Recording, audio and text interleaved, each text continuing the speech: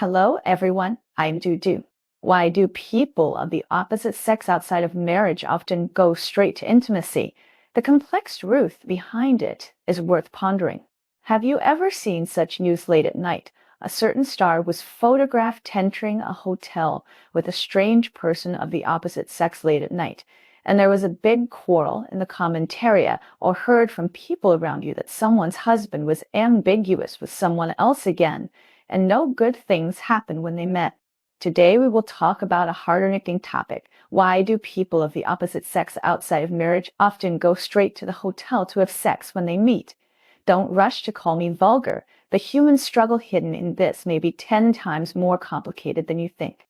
Let me tell you a real case first. Last year, there was a divorce lawsuit in Hang House that caused a sensation. The parties involved were a couple who had been married for 15 years. The husband was a corporate executive and the wife was a university teacher. In the eyes of outsiders, they were a standard model family. But no one expected that the husband had been cheating for 5 years and met his lover every Wednesday afternoon in the same hotel, and the surveillance records were clear. What is even more surprising is what the husband said during the trial. I did go to bed with her first when I met her, but that was not because of desire. It was only at that time that I felt that I was a living person, not a money-making machine or a father of a child. This sounds absurd, but it hits the hidden pain in many marriages. Why do you have to find excitement outside of marriage when you can't just live a good life? Why do you have to risk bigamy and taste the forbidden fruit when you can't use your partner at home? Today, let's peel off the shell of this problem layer by layer and talk about it from the perspective of psychology, sociology, and even brain science. 1. Physiological needs. It's just the shallowest excuse. Some people say that extramarital affairs are because the one at home can't meet their physiological needs. This sounds a bit reasonable, but if you think about it carefully, are there really so many sexless marriages in today's marriages? According to the China Marriage Sexual Happiness Index report, released by the Chinese Society of Sexology, and breakdown of marriages caused by physiological problems only accounts for 11.3 of all divorce cases. That is to say, most people who have extramarital affairs do not have dry fields at home. Many of them even play the role of model husband and model wife in their marriage. I know a friend who does psychological counseling. She told me a case. There was a husband who would go home on time every week to accompany his wife and children and take the whole family out on weekends. In the eyes of outsiders, he was a very good man. But such a person had an extramarital lover who had lasted for 3 years. He told my friend, being with my wife is like touching my left hand with my right hand. There is no feeling. But when I meet my lover, even if I just sit together, my heartbeat will speed up. You see, this is not a problem of physiological needs at all, but a problem of feeling. After a long marriage, passion fades, and what remains is more responsibility and habit. It's like a glass of boiled water, which quenches thirst but has no taste. And the person outside the marriage is like a glass of soda with sugar, which is stimulating and makes people want to take a sip. This is what is called the passion decay effect in psychology. The triadic theory of love, proposed by American psychologist Sternberg, says that love is composed of intimacy, passion, and commitment. After a long marriage, the commitment is still there, and the intimacy may still be there, but the passion will often fade away slowly. Extramarital affairs just satisfy people's desire for passion. Therefore, those extramarital people get straight to the point when they meet, not because they lack physical satisfaction, but because they are too eager for the feeling of accelerated heartbeat and boiling blood. This feeling has long been worn away by the daily life of marriage. To the desire behind the longing is the outbreak of long suppressed. Have you ever had such an experience? You have been separated from your beloved for a long time and finally meet each other. Thousands of words are stuck in your throat, but the first thing you do in the end is to hug each other tightly, as if you want to rub the other person into your body. This feeling is magnified countless times in extramarital affairs. Because extramarital affairs are not allowed to be seen in the light, they cannot meet at any time like normal couples, and every meeting may be stolen time. This sneaky feeling makes the longing even stronger. There is a forbidden fruit effect in psychology. The more you can't get something, the more people want. Extramarital affairs are prohibited by society and morality, and this sense of taboo makes the attraction between two people stronger. Just like when your parents didn't let you eat candy when you were a child, you wanted to eat it secretly, and you felt that the stolen candy was particularly.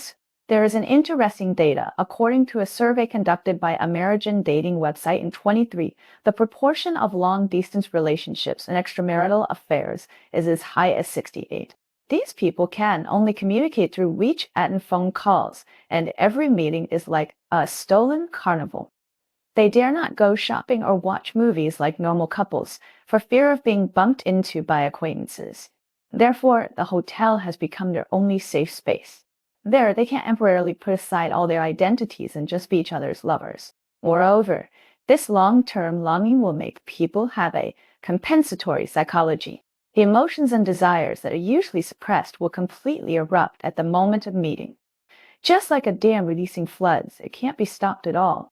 They use physical intimacy to make up for their usual longing, as if only in this way can they prove that the other person belongs to them. But have you ever thought about whether this kind of relationship maintained by the body can last?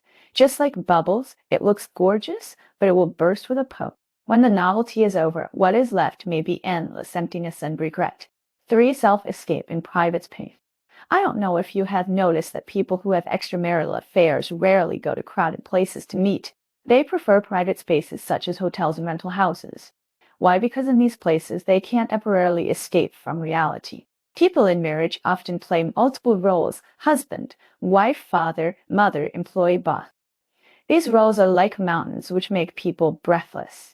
In an extramarital affair, they can't temporarily remove these roles and just be themselves. A reader shared her story with me. She is a senior executive of a company. She usually has to plan and strategize in the company, take care of the elderly and children at home, and deal with various trivial housework. She said, I felt like a spinning top, spinning from morning to night, never having my own time. It wasn't until I met him on those few hours in the hotel that I felt like a living woman, not a machine that only knew how to work and do housework. You see, for her, an extramarital affair is more like a kind of self-salvation. She couldn't find the feeling of being understood and cared for in her marriage, so she could only look for it outside of marriage. And physical intimacy is just a way to express this emotional need. But this escape is temporary, just like drinking poison to quench thirst. The more you escape, the more real problems you will have. When you have to face them, you may find that the problems have piled up and can no longer be solved. Moreover, this kind of relationship established in a private space is actually very fragile. Because it is separated from real life like a castle in the air, it has no foundation. Once you return to reality, those beautiful feelings will disappear. For the stolen happiness is an endless price behind it. We have said so much before, and some people may feel that extramarital affairs don't seem so terrible, and even a little excusable. But you have to know that everything has two sides. The short-lived happiness brought by extramarital affairs often comes at a heavy price. First, it hurts the marriage. Once an extramarital affair is discovered, no matter how you explain it, the damage to your partner is irreparable. Just like a piece of white paper, if it is crumpled, even if it is smoothed out, it will leave marks. Many families break up because of extramarital affairs, and children become the biggest victims. Secondly, it hurts yourself. Extramarital affairs are like a gamble. You never know when you will lose. Some people are ruined because of extramarital affairs, losing their jobs, friends, and even family. Even if they are not discovered, the guilt and fear in your heart will follow you like a shadow. There is also the harm to society. Extramarital affairs violate social morality and ethics and will have a negative impact on society. It will make people lose confidence in marriage and doubt love. Some people may say that I just want to find an emotional sustenance and don't think too much. But you have to know that feelings are like floods. Once the gates are opened, it is difficult to control. Many people start with just chatting and then end up falling into the quagmire of extramarital affairs step by step, unable to extricate themselves. 5. The emptiness in marriage is the root of the problem. In fact, extramarital affairs are just a superficial phenomenon, and what it reflects behind it is the emptiness in marriage. If the marriage is full of love, understanding, and tolerance, who would go outside the marriage to find it? So how does the emptiness marriage come about? It may be poor communication. Many couples are too lazy to communicate after being married for a long time. When encountering problems, they either quarrel or have a cold war. The hearts of the two people are getting farther and farther away. It may also be a lack of sense of ritual. Marriage needs to be managed, and a sense of ritual is a way to manage marriage. It does not require expensive gifts. It may just be a warm word, a hug, or a small trip. But many couples ignore these, making marriage more and more dull. It may also be a disagreement in values. As time goes by, the growth rate of two people is different, and values may also change. If you can adjust in time, it is easy to cause contradictions and conflicts. So, how can we fill the emptiness in marriage? In fact, it is very simple. That is, you have to learn to manage your marriage. Spend more time with each other, communicate more, understand more, and be more tolerant. When you encounter problems, face them together and solve them together. Give your marriage a little more ritual, so that love can also shine in ordinary days. Some people may say that my marriage is already full of holes and cannot be saved. But you have to know that it is never too late. As long as you are willing to make efforts, the marriage can still be saved.